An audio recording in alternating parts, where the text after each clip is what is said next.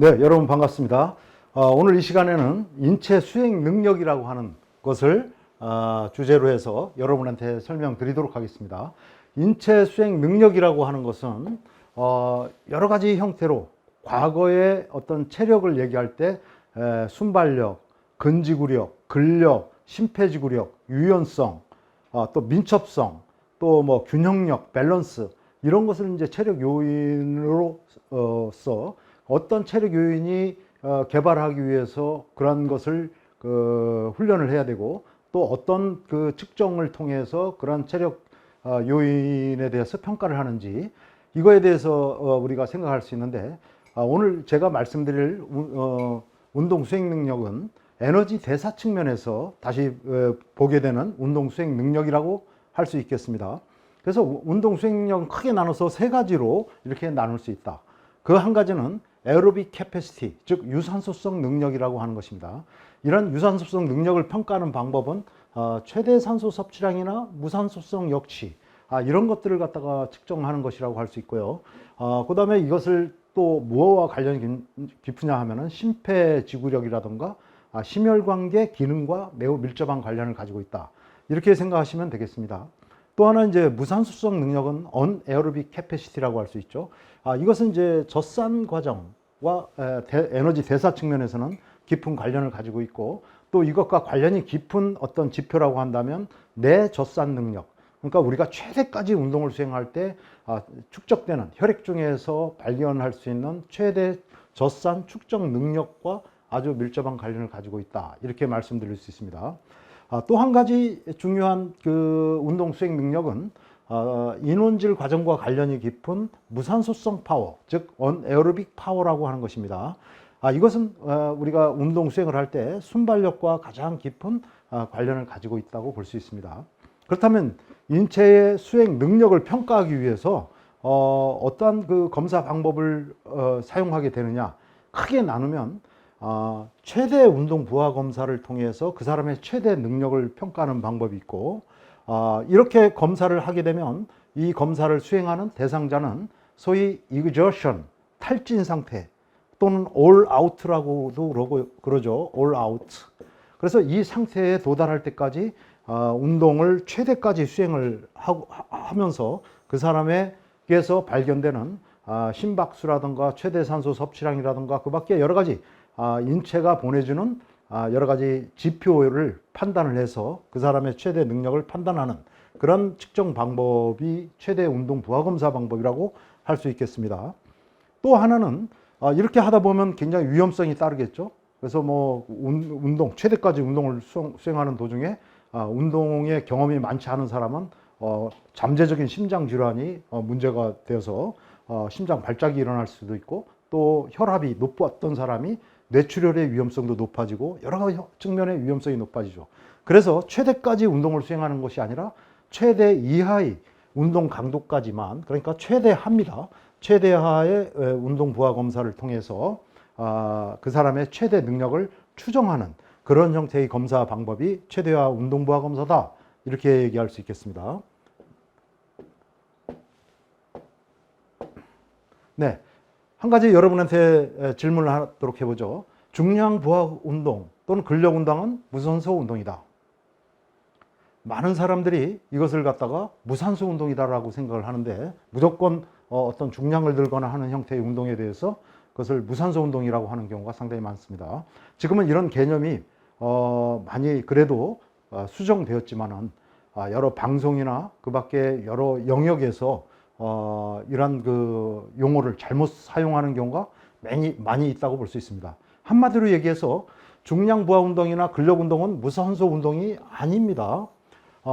중량 부하 운동이 무산소 운동으로 수행할 수도 있고 중량 부하 운동 또는 근력 운동을 유산소적인 형태로 수행할 수도 있는 것입니다. 예를 들어서 1kg이나 2kg 같이 가벼운 아령을 계속 반복적으로 수행하는 그런 형태의 운동의 경우에는 전혀 무산소 운동이 아니라 에너지 대사 측면에서는 유산소 운동이죠.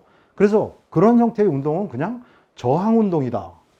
레지스턴스 트레이닝이다. 또는 뭐라고 할까요? 스트렝스, 근력 운동이다. 그래서 스트렝스 트레이닝이다. 뭐 이렇게 표현을 하면 되는 것이지, 이것을 무산소 운동이라고 표현하는 경우가 매우 많이 있는데, 이런 것이 그 어떤 용어에 대한 잘못된 개념 때문에 생기는 일이라 이렇게 얘기할 수 있습니다. 또 이렇게 표현하는 경우도 상당히 많습니다. 심장 기능을 개선하려면 달리기, 수영, 사이클 등과 같은 유산소 운동이 좋다. 자, 이런 표현도 굉장히 잘못된 오해를 불러오는 그런 표현이라고 할 수 있습니다. 한마디로 얘기하면 달리기든 수영이든 사이클이든 유산소적으로 수행할 수도 있고 이것을 무산소로 수행할 수도 있습니다. 제 말은 가볍게 걷거나 달리기 형태의 조깅하는 형태의 운동은 그건 유산소 운동이죠. 그러나 그 달리기 운동을 굉장히 빠르게 수행한다면 그 운동은 무산소 운동이 되는 것입니다. 그렇기 때문에 무조건 달리기, 수영, 사이클 운동은 유산소 운동이다 이렇게 표현하는 것도 어떤 용어의 혼선 때문에 일어나는 일이다 이렇게 얘기할 수 있습니다. 그래서 이런 운동, 사이클 등과 같은 심폐 기능 운동, 전신 지구성 운동, 또 심폐 운동 뭐 이런 식으로 표현하는 것이 보다 바람직한 표현법이라고 할 수 있겠습니다. 자, 그러면은 이제 우리가 운동 수행 능력이라는 걸 평가하기 위해서는 그 사람이 소비하는 에너지, 열량에 대한 개념을 잘 이해할 필요가 있는데요. 이런 소비된 열량을 측정하는 방법에는 직접 측정법이 있고, 이런 직접 측정법은 통열량계의 원리를 이용해서 측정을 한다라고 볼 수 있습니다. 예를 들어서 어떤 식품이 가지고 있는 열량을 갖다가 평가할 때 사용하는 그 기구를 통열량계라고 하는데, 여기 보시다시피 산소가 채워져 있고 내가 측정하려고 하는 음식이 이 공간 안에 들어가 있죠. 그래서 요 산소가 계속 있어야 이게 이제 연소가 되겠죠. 그 다음에 여기에 전기 점화기라는 것이 있어서 여기 불을 지피게 되면 이게 이제 연소되면서 열을 발생시키게 되는 거죠. 여기는 바로 물로 채워져 있습니다. 이 주변은 물로 채워져 있고, 그 다음에 이렇게 절연체로 공기화가 들어가 있는 절연체로 이 바깥이 차단되어 있죠. 이 상태에서 이 안에 있는 물의 온도의 변화를 측정하는 온도계가 이렇게 들어가 있다 이렇게 볼 수 있습니다. 그래서 음식물을 집어넣고 전기로 발화를 시켜서 이것을 연소시켰을 때 이 발산되는 열이 여기에 있는 물을 갖다가 데우는 상황이 벌어지게 되죠. 이때 여러분이 알아두셔야 될 중요한 하나의 그 칼로리의 개념은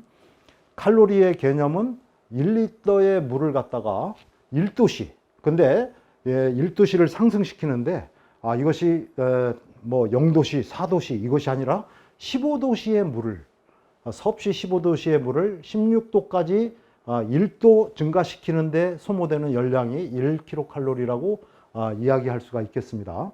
그래서 예를 들어서 통 열량계에 물이 3리터가 들어있단 말이죠.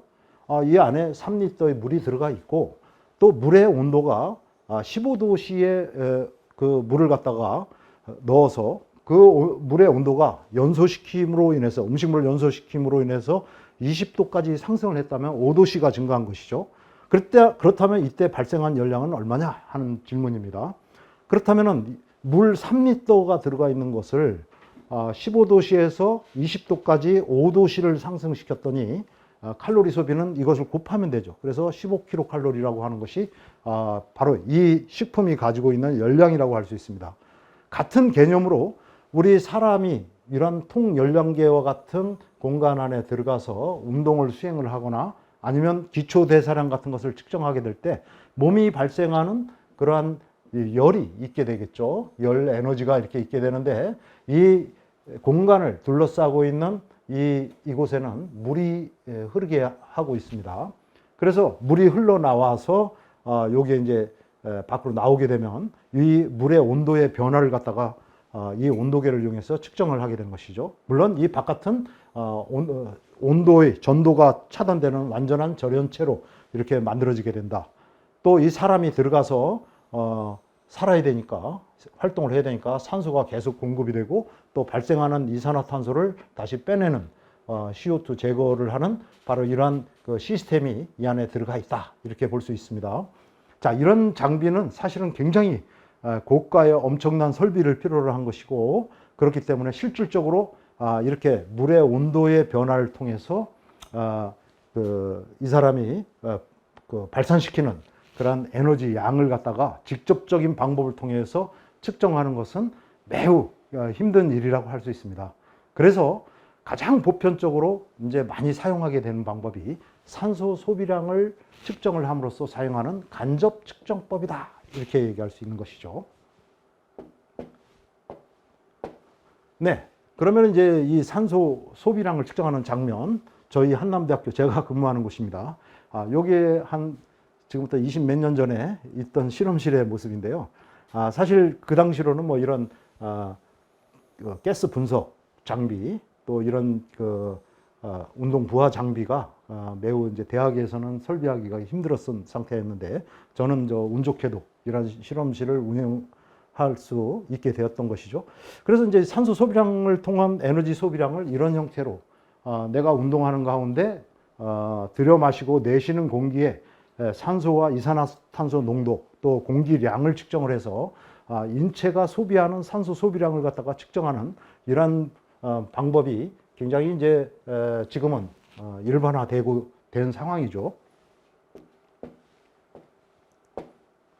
네, 이거 역시 저희 실험실에서 이렇게 과거에 측정했던 그런 모습들을 보여주고 있습니다. 참고해 주시고요. 네. 자, 그러면 그런 측정의 원리를 좀 설명을 드리면은, 내가 이제 가스 마스크를 통해서 이 마스크를 차게 되죠. 그러면 그 마스크 안에는 뭐가 들어가 있냐면 3웨이 코크라고 하는 것이 들어 있습니다. 이것이 하는 역할은 내가 들여 마시는 공기는 내 폐 안으로 들어가는 것이죠. 폐 안에 들어가서 가스 교환을 합니다. 산소를 갖다가 받아들이고 이산화탄소를 내보내죠. 그래서 밖으로 다시 내보내게 되는데, 이때 이 들어가는 공기는 폐 안으로만 들어가고 이쪽으로는 들어가지 않죠. 그렇게 만든 특수한 3웨이 코크, 세 가지 길로 만들어진 그 코크입니다. 그래서 내가 내쉬는 내쉬는 공기는 역시 이쪽으로 들어오지 않고 이쪽 다른 경로를 통해서 어디로 들어가느냐? 결국 가스미터로 들어옵니다. 여기서 이 가스미터가 하는 역할은 내가 내쉬는 공기의 양, 즉 호기량이라고도 얘기하고, 내쉬는 공기 양이죠. 이 공기의 양을 1분의 단위 동안 얼마만큼 공기를 내쉬는지, 그 공기양을 측정하는 기계가 가스미터라고 할 수 있습니다. 그 다음에 이제 이 공기 중에 일부가 가스 분석기라고 하는, 아까 말한 오토매틱 자동이죠. 가스 어널라이저, 이걸 통해서 이 내쉬는 공기 중에 산소의 농도는 얼마가 되는지, 그 다음에 이산화탄소의 농도는 얼마 되는지, 이것을 갖다가 측정하는 장비라고 할 수 있겠습니다. 제가 처음 대학원 시절에 이런 실험 연구를 할 때는 이런 자동호흡 가스 분석기가 우리나라에는 없었고요. 더글러스 백이라고 해서 굉장히 커다란 백을 가지고 여러 사람이, 적어도 이러한 측정을 하려면 너댓 사람이 모여서, 한 사람은 더글러스 백을 맞고, 또 이 가스 샘플을 가지고 일부 공기를 갖다가 공기 주머니에 받아가지고 나중에 따로 가스 분석을 하고, 그런 가스 분석을 하기 위해서 뭐 계산을 직접 해야 되고, 이런 굉장히 복잡한 과정이 사실은 있었는데, 지금은 뭐 굉장히 이런 자동호흡 가스 분석으로 인해서 굉장히 측정이 편해졌죠. 근데 문제는 이런 장비를 통해서 측정을 하다 보니까 이런 측정의 원리나 에너지 대사에 대한 명확한 개념을 잘 갖지 못하는 경우가 많이 있다는 것입니다. 자, 그러면은 측정 원리를 조금 더 설명을 드리면은, 아까 말씀드린 대로 가스미터라고 하는 것은 호흡량을 측정하는 것이죠. 우리가 내쉬는 공기와 들여 마시는 공기는 똑같다고 할 수가 있겠습니다. 단위 시간당 1분 동안에 들여 마시거나 내쉬는 공기 양은 똑같다. 이 점을 여러분이 알아두셔야 되고요. 그러니까 호흡량의 측정은 가스미터로 통한 것은 주로 이제 날숨이라는 것은 내쉬는 공기 양을 말하는 것이고, 이것은 이제 이 어느 한 편을 갖다가 얘기하는 것이고요. 단위로서는 분당 환기량이라고 해서 이렇게 씁니다. 이게 점을 하나 찍은 것은 어떤 시간 단위당 1분 동안에 마시는 볼륨, 공기 양을 뜻하는 것이고, E는 inspiration, 즉 호기량을 얘기하는 것이죠. 그래서 VE라고 이렇게 쓰는데 이것을 분당 환기량이라고 합니다. 자, 이것을 측정을 하고 가스 분석기를 통해서는 일부 이제 가스는 이쪽으로 따로 보내서 이것을 분석을 하게 되는데, 이때 대기 중에, 즉 내가 이 들여 마시는 공기 중에 원래의 산소 농도는 얼마나 들어있는지, 그 다음에 이산화탄소의 농도는 얼마가 들어있는지 측정하는 역할을 합니다. 그 다음에 이 가스 분석기로는 내가 내쉬는 공기 중에서 산소의 농도가 얼마이고 또 이산화탄소 농도가 얼마인지 분석하는 그런 장비라고 할 수 있겠습니다. 검사하기 전에 캘리브레이션이 굉장히 중요한데 어쨌든 그런 부분은 좀 생략하고요. 그래서 산소 소비량이다 또는 산소 섭취량이다 하는 것은 Volume of Oxygen Uptake, 즉 VO2라고 하고, 사실 여기에는 표시 안 되는데 분당 산소 소비량으로 표시하면 여기다 점을 이렇게 하나 찍어야 되겠죠, V자 위에. 그래서 1분 동안에 소비하는 산소 소비량의 형태로 이 단위를 만들게 되는 것이죠. 그러면은 이 산소 소비량은 내가 공기 중에 포함되어 있는 산소 중에서 내 몸에 들어와서 가스 교환을 거치고 인체 조직세포가 쓰고 나서 마침내 내쉬는 때는 산소의 농도가 줄어들어 있죠. 왜냐? 내 몸에서 산소를 소비했으니까 그렇죠. 내 인체의 조직세포에서. 우리가 운동을 하면 할수록, 강도 높은 운동을 하면 할수록 더 많은 산소를 소비하기 때문에 내가 내쉬는 공기 중에는 포함되어 있는 산소 농도가 감소하게 되어 있습니다. 어쨌든 내가 들여 마시는 공기 중에 들어있는 산소 양에서 내쉬는 공기 중에 산소 양을 빼면은 바로 내가 소비한, 인체가 소비한 산소 소비량 또는 인체가 섭취한 산소 섭취량, 똑같은 말입니다. 이것을 우리가 알 수 있게 되는 것이죠. 그래서 들숨 중에, 들여 마시는 산소 중에 산소 소비량이라고 하는 것은 내가 얼마만큼의 공기를 들여 마셨느냐, 그 다음에 들숨 양이죠. 여기에다가 산소의 농도를 곱하면, 들숨 중에 포함되어 있는 산소의 농도, 이 대기 중에 들어있다 하면 20.9%, 뭐 보통 이렇게 얘기하는데요. 전체 공기 중에 산소의 농도, 즉 20% 정도를 얘기할 수가 있습니다. 자, 이 정도를 곱하면 들숨 중에 들어오는 산소 공기량을 알 수가 있죠. 즉, 이 들숨 중에 들어오는 산소 공기량을 알 수가 있는 것이고요. 내쉬는 공기, 날숨 중에 산소 소비량은 마찬가지입니다. 날숨량에다가 내쉬는 공기량에다가 그 중에 얼마만큼의 산소가 농도가 되었느냐. 원래 20%였는데 이것이 운동을 안정시 상태에서는 16%, 17% 이렇게 떨어집니다. 그 다음에 운동 강도가 높아짐에 따라서 10%, 또 7%, 8%, 최대까지 운동하면서 4, 5%까지도 이 20%였던 농도가 매우 많이 떨어지게 되죠. 어쨌든 날숨 중에 산소 농도를 날숨량에 곱하면은 그 안에 들어있는 산소의 양을 알 수가 있는 것이죠. 그래서 바로 날숨 중 산소량을 량으로 들숨 중 산소량을 빼면, 그러면은 단위 시간당 내가 소비한 산소 소비량을 알 수 있는 것입니다. 그래서 예를 들어서 내가 1분 동안에 6리터의 공기를 들여 마셨다.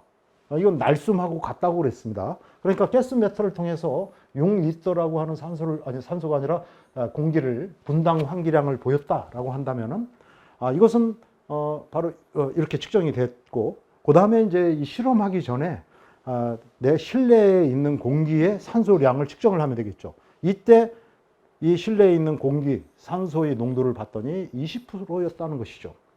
그러면 날숨 중 그리고 O2의 농도를 갖다가 측정을 했더니, 즉 내쉬는 공기 중에서 산소의 농도를 가스 분석기로 측정했더니 15% 떨어졌습니다. 이렇게 되면은 내가 산소 섭취량, 1분 동안에 섭취하는 산소 소비량은 얼마가 되느냐, 이것을 묻는 것입니다. 이랬을 때, 자, 들숨 중에, 들숨이 6리터라고 그랬습니다. 날숨하고 같다고 그랬고요. 그 다음에 산소 농도가 20%니까 0.1을 곱해주면 산소량이 나타나고요.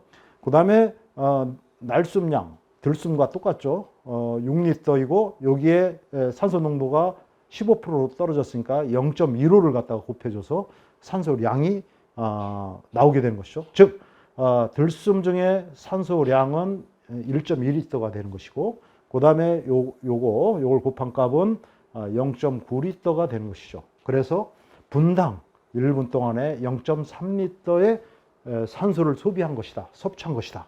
이렇게 측정하는 것입니다.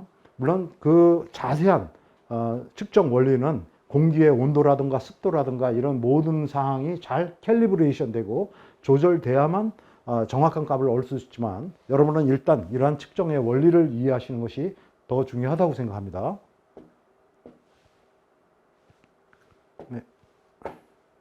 자, 그러면은 계속해서 말씀드렸듯이 분당 산소 소비량이라는 거, 요게 점이 찍혀 있어서 1분 동안에 섭취한 VO2 max, VO2죠. max가 아니라 VO2 산소 소비량이라는 것은 들숨 중에 산소량과 량에서 날숨 중 산소량을 빼는 것이라고 그랬고요. 이것은 들숨 중에 산소량은 바로 들숨 중에 산소 농도를 곱한 값이 되는 것이고, 날숨 중 O2량은 날숨량에다가 날숨 중 O2 농도를 곱한 값이죠. 그래서 예를 들어서 다시 또 설명을 하겠습니다. 우리가 운동을 수행을 하면서 분당 환기량 V2라고 하는 것은 계속 증가하죠. 안정시 상태에서 뭐 5 내지 6리터 정도 분당 공기 환기량이 있다면은 운동을 계속 수행해서 강도 높게 하면서 이게 예를 들어서 100리터까지도 그 이상까지도 증가할 수가 있습니다. 이걸 염두에 두시고, 어떤 사람이 운동을 할 때 분당 들숨량이 40ml였다. 날숨량하고 똑같은 것이죠. 근데 들숨 중 산소 농도는 거의 뭐 20%에서 왔다 갔다 하겠죠. 미세한 차이가 있습니다. 실내에 있는 산소의 농도를 갖다가 먼저 측정을 해야 되겠죠. 그래서 20%라고 하는 것을 측정을 했고, 날숨 중 내쉬는 공기 중의 산소 농도가 10%로 떨어졌단 말이죠. 그러면 이 사람의 분당 산소 소비량을 우리가 알 수가 있고, 또 한 가지 중요한 지표가 체중당으로 나타난 산소 소비량입니다. 그래서 이때 이 사람의 체중을 80kg으로 했을 때 체중당 산소 소비량이 얼마냐? 이것을 묻는 질문이 되겠습니다. 분당 산소 소비량, 산소 섭취량은 들숨량 40 곱하기 0.2, 20%니까요. 그 다음에 내쉬는 공기 마찬가지 똑같이 들숨과 마찬가지로 40이고, 요때 10%만 산소가 들어있으니까 0.2를 곱해주면 이 값이 8이 되는 것이고 이 값이 4가 되는 것이죠. 그래서 그 차이는 4리터, 분당 4리터의 산소 소비가 이루어졌다, 이렇게 볼 수 있는 것이죠. 이제 이것을 체중당으로 나타내는 게 굉장히 중요합니다. 그래서 체중당 산소 소비량을 보게 되면 4리터를 밀리리터 단위로 고쳐야 되겠죠. 그러면 4000ml가 됩니다. 1리터는 1000ml니까요. 그래서 1분 동안에 4000ml의 산소를 소비하는 운동을 한 겁니다. 체중이 80kg라는 사람이 운동을 했다는 것이죠. 그래서 80으로 나누면 체중당, 즉 분당 meat and kilogram, 체중당 50ml의 산소를 소비했다, 이렇게 이야기할 수 있는 것이죠.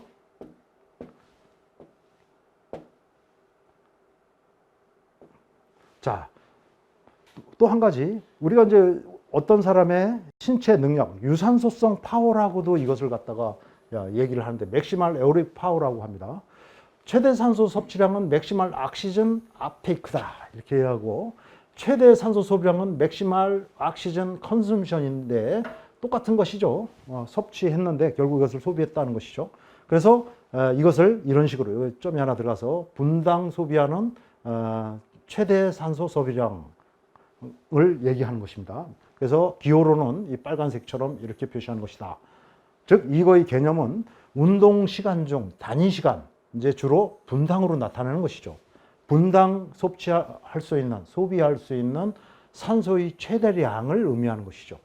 사람에 따라서 이 최대 산소 소비량은 어떤 사람, 심장 수술 받고 병원에서 막 안 나온 사람은 10ml 밖에 분당, 체중당 나타나지 않지만, 신체적으로 매우 단련된 엘리트 운동선수는 70ml, 80ml도 넘을 수 있다.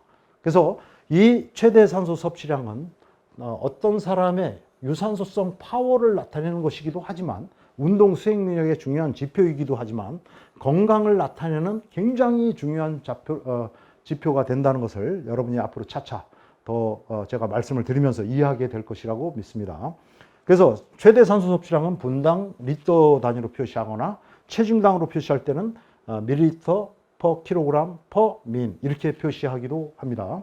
그래서 이 점을 잘 기억해 주시고요. 이것을 이런 식으로도 표시합니다. 밀리리터 킬로그램 그다음에 곱하기 한 다음에 미니트 하고 마이너스 1 이렇게 표시할 수 있죠.